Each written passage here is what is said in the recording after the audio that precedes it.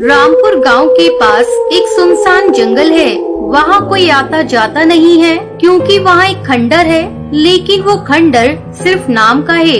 वहाँ बहुत साफ सफाई रहती है। खंडर का गेट रास्ते पर है और बाहर पानी का एक मटका रखा है जिस पर एक गिलास रखा हुआ है। बाहर लिखा है माँ की ममता। जंगल में अकाल पड़ गया जिसकी वजह से जंगल के सब पक्षी दूसरे जंगल जा रहे थे। उसमें से एक चिड़िया टुनटुनी और उसकी 1 साल की बेटी भूरी भी है। टुनटुनी भूरी को गोद में लिए काफी दूर तक आ गई थी। अब तो मेरे पंखों ने भी जवाब दे दिया है और भूरी भी कुछ देर में दूध मांगेगी। मेरे पास तो अब दूध भी नहीं है, मैं इसे क्या पिलाऊंगी। टुनटुनी सी चिंता में थक कर वहीं सो जाती है और उसके साथ वाले सारे पक्षी आगे निकल जाते हैं।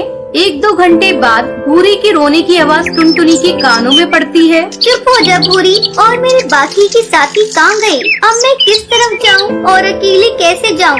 भूरी तेज तेज रोती है और टुनटुनी कभी बच्चे को चुप कराती तो कभी साथ के लोगों के आगे बढ़ने की चिंता करती है, लेकिन भूरी चुप होने का नाम नहीं ले रही। टुनटुनी बार बार अपनी थैली में दूध देखती है, लेकिन उसे बोतल खाली मिलती है। वो बिल्कुल पागल हो गई। मैं क्या करूँ? अब कैसे अपनी भूरी को दूध पिलाऊं? हे भगवान मदद करो।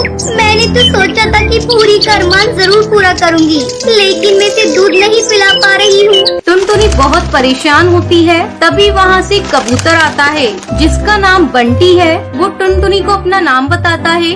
मेरा नाम बंटी है और आप बिल्कुल परेशान ना हो। आप मेरे साथ चलो, मैं आपके बच्चे के लिए दूध का इंतजाम करवा दूंगा। तुम इतने छोटे हो, तुम कैसे कर सकते हो? आप मेरी उम्र मत देखिए, बल्कि आप अपने बच्चे का रोना देखिए। हाँ ठीक है, जल्दी चलो। बंटी टुनटुनी को अपने साथ लेकर उसी खंडर के पास पहुंच जाता है जिस पर बाहर माँ की ममता लिखा है। मुझे बहुत तेज प्यास लगी है, मैं पानी पी लेती हूँ और भूरी को भी पिला देती हूँ। टुनटुनी बंटी के साथ अंदर जाती है और बंटी उसको दूध लाकर देता है। टुनटुनी भूरी को दूध पिला देती है और भूरी सो जाती है। तब टुनटुनी को कुछ होश आता है। ये कहाँ आ गई मैं? ये कौन सी जगह है और बंटी कौन है? मुझे यहाँ कोई दिख क्यों नहीं रहा है? तभी तेज हवाएं चलने लगती है। मुझे यहाँ का माहौल डरावना क्यों दिख रहा है? बंटी बंटी, मुझे बताइए, मैं यही था। मैं अब यहाँ से जाना चाहती हूँ, मुझे बहुत दूर जाना है। लेकिन अब तो शाम हो गई है और आप इतनी दूर कैसे जाओगी? आपको रात हो जाएगी। नहीं नहीं, मैं चली जाऊंगी। और हाँ, तुम यहाँ अकेले रहते हो? ये इतना बड़ा खंडर है, इसकी साफ सफाई भी करते हो? तुम्हारी माँ कहाँ है? मेरी माँ तो दिन में दिखाई भी नहीं देती है। रात होने पर ही मेरी माँ आएंगी। जब तक मेरी माँ न आ जाए आप यहाँ से कहीं भी नहीं जा सकती हो। रात को खंडर में अंधेरा छा जाता है। तेज तेज हवाएं चलने लगती हैं और डरावनी आवाजें खंडर में आने लगती हैं। और जहां माँ की ममता लिखा था, वहां भूतिया चिड़िया की ममता लिख चुका है। डरी सहमी टुनटुनी गोद में भूरी को लिए बैठी रहती है। तभी वहां भूतिया टूनी चिड़िया आती है। बंटी बंटी, कहाँ हो तुम? ये भूतिया चिड़िया कौन है? ये मेरी माँ है, इनको भूतिया मत कहो। मुझे तो शक जभी हो गया था। मुझे यहाँ से बाहर जाने दो। अब तू यहाँ से बाहर नहीं जा पाएगी। मैं तुझे जिंदा नहीं छोड़ूंगी। मेरा एक छोटा बच्चा है, उसका क्या होगा? मुझे मत मारो, मुझे जाने दो। बच्चा तुम्हारा मैं रख लूंगी और तुम्हें यहाँ से भेज दूंगी। जैसे तू अपनी जान की भीख मांग रही है, मैंने भी अपने छोटे बच्चे को गोद में लेकर भीख मांगी थी, लेकिन उन बदमाशों ने मेरी एक बात न सुनी और मुझे आग के हवाले कर दिया।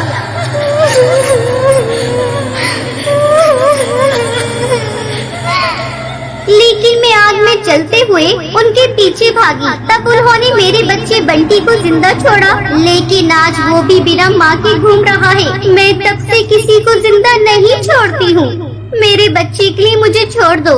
मेरे पास 2 रास्ते हैं, जिनमें से एक अपनाना होगा। मैं तुम दोनों में से एक को मारूंगी। अब तू खुद मरना चाहती है या अपने बच्चे को मारना चाहती है? आप मुझे मार दो, मेरे बच्चे को ये दुनिया देखने दो। तुम जब से अपनी जान की भीख मांग रही थी, लेकिन अब मरने के लिए तैयार हो। तुम्हारे अंदर माँ की ममता है। तुम परीक्षा में सफल हुई। मैं अब किसी को नहीं मारूंगी। मुझे किसी ऐसी चिड़िया की जरूरत थी जो बच्चे के लिए अपने प्राण दे दे, जिसके अंदर माँ की ममता हो। अब मेरी आत्मा को मुक्ति मिल सकती है। तुम ये घर ले लो और बंटी को अपने पास रखो। इसे माँ का प्यार दो। मैं इस खंडर को महल में बदल दूंगी और कोई भी इसमें नहीं आ पाएगा। तुम हमेशा सुरक्षित रहोगी। भूतिया चिड़िया ऐसा कहकर गायब हो जाती है और उसकी आत्मा को मुक्ति मिल गई थी और वो खंडर महल में बदल गया। टुनटुनी को भी अब 2 बच्चे मिल गए थे। वो बंटी को अपनी बच्ची की तरह प्यार देती है और उसके साथ खुशी खुशी रहने लगती है। एक जंगल में टूनी नाम की भूतिया चिड़िया रहा करती थी। वो रात में जंगल में रहने वाले पक्षियों को उठाकर उन्हें अपनी गुफा में ले जाकर उन्हें मारकर खा जाती थी। अरे वाह, आज तो मजा आ गया खाने में। कितना स्वादिष्ट पक्षी था। उसके सातंग से जंगल के सब पक्षी बहुत डरते थे। उसी जंगल में एक भूतिया जादूगर कालू कौआ रहता था। वो अपना रूप बदलकर जंगल में पक्षियों के बीच रहता था। एक रात, अब काफी साल हो गए हैं, मुझे शादी करनी है। आज तो मैं अपनी दुल्हन ढूंढ कर ही रहूंगा, नहीं तो जंगल के किसी भी चिड़िया को पकड़ लूंगा, उससे शादी करके मैं ताकतवर भूतिया कौआ बन जाऊंगा। मजा आएगा, इस जंगल पर सिर्फ मेरा राज होगा। ये कहकर वो अपना रूप बदलकर जाने लगता है। तभी वो देखता है टूनी चिड़िया की आत्मा अपने पंजों में एक चिड़िया को पकड़कर अपनी गुफा में ले जा रही है। कालू कौए का भूत भी उसके पीछे जाता है। छोड़ो मुझे, जाने दो। टूनी चिड़िया, मैंने तुम्हारा क्या बिगाड़ा है? ऐसे कैसे छोड़ दूं तुझे? तू आज रात का मेरा खाना है। टूनी चिड़िया, अगर तुझे छोड़ दूंगी तो मैं भूखी रह जाऊंगी, जो मैं खाने नहीं दूंगी। ये कहकर टूनी चिड़िया की आत्मा टुनटुनी को मार देती है। अरे ये कौन हुआ? चिड़िया की आत्मा, ये कितनी खूबसूरत है। अगर मैं इससे शादी कर लूंगा तो मैं बहुत ताकतवर बन जाऊंगा। इसकी दहशत से पूरा जंगल डरता होगा। अब भूतिया कालू कौआ टूनी चिड़िया की आत्मा से शादी करने की सोचता है। अगली रात वो टूनी चिड़िया की आत्मा की गुफा को फूलों से सजाता है। जब टूनी चिड़िया की आत्मा वहाँ पर आती है, अरे ये कितनी प्यारी गुफा लग रही है। ये किसने किया? इसे फूलों से किसने सजाया है? तभी वहाँ पर कालू कौआ आ जाता है। ये सब मैंने किया है टूनी चिड़िया। मैं तुम्हें पसंद करता हूँ, तुमसे शादी करना चाहता हूँ। जब से मैंने तुम्हें देखा है मैं तुम पर फिदा हो गया। ये सब सुनकर टूनी चिड़िया की आत्मा बहुत खुश होती है और मन ही मन कालू कौए को पसंद करने लगती है। हाँ कालू कौए, मैं तुमसे शादी करने के लिए तैयार हूँ। कल रात हम दोनों शादी कर लेंगे और अपना जीवन एक साथ बिताएंगे।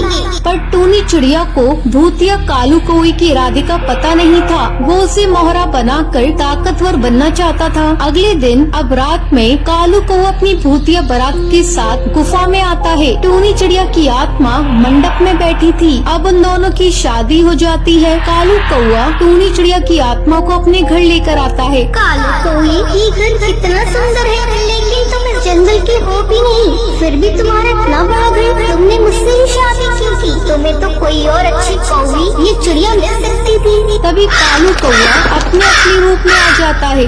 मैं कौआ नहीं, भूतिया कौआ हूँ। मैंने तुमसे शादी इसलिए की ताकि मैं इस जंगल पर राज कर सकूं, भूतिया राजा बन सकूं। धोखा, इतना बड़ा धोखा किया तुमने मेरे साथ। मैंने तुम्हें अपना पति समझा और तुमने मुझसे इतनी बड़ी बात छुपाई। मैं तुम्हें छोड़ूंगी नहीं। तुमने मेरा इस्तेमाल करना चाहा।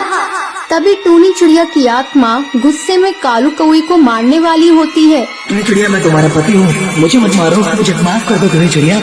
फिर टूनी चिड़िया की आत्मा सोचने लगती है, अगर मैंने इसे मार दिया तो मैं विधवा हो जाऊंगी। वैसे तो ये मेरा पति ही है, मैं इसे नहीं मार सकती, चाहे इसने मुझे धोखा ही क्यों न दिया हो। ये देखकर कालू कौए के भूत को अपनी गलती का एहसास हो जाता है। वो टूनी चिड़िया की आत्मा का प्यार अपने लिए देखकर भावुक हो जाता है। टूनी चिड़िया, मुझे माफ कर दो, मैंने तुम्हें धोखा दिया, लेकिन अब मैं तुमसे सच्चा प्यार करने लगा। क्या तुम मेरे साथ रहोगी? कालू कौए, मैंने तुम्हें दिल से अपना पति माना है। तुम चाहे भूत या कौए की आत्मा हो, फिर भी मैं तुम्हारे साथ अपनी जिंदगी बिताना चाहती हूँ। अब वो दोनों एक साथ खुशी खुशी रहते